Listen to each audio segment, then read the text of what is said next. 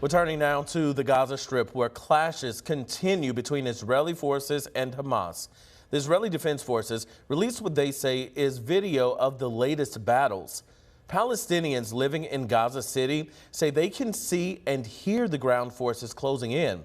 It comes as thousands of civilians low on food and water await aid. There's also growing violence in the occupied West Bank. Palestinian officials say 150 people have been killed since October 7th. The UN says 8 of those deaths were at the hands of Israeli settlers. Hamas does not control the West Bank, and attacks on Palestinians there have been increasing since the summer. Despite Fox News confirming negotiations are underway, Israel insists publicly there will be no ceasefire without the release of hostages first. Fox News correspondent Alex Hogan has more from Israel. It's not an operation, it's a war. It's going to last time.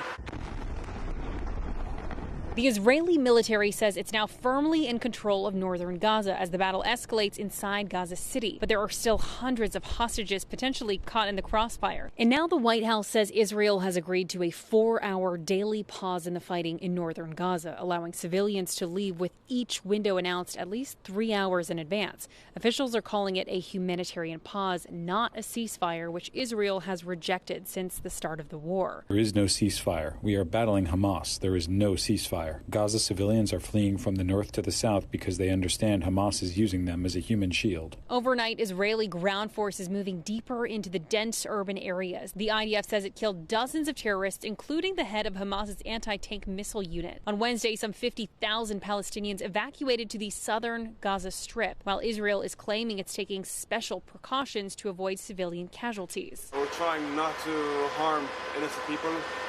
We give all the people that live here a good heads up that we're coming, that they need to evacuate. But the UN says Israel is not doing enough, and if the situation in Gaza does not improve soon, the humanitarian crisis could expand. Then the current conflict is a wildfire that could consume the region. On Thursday, foreign ministers from more than a dozen Arab and Western countries gathered to discuss new ways to get humanitarian aid into Gaza.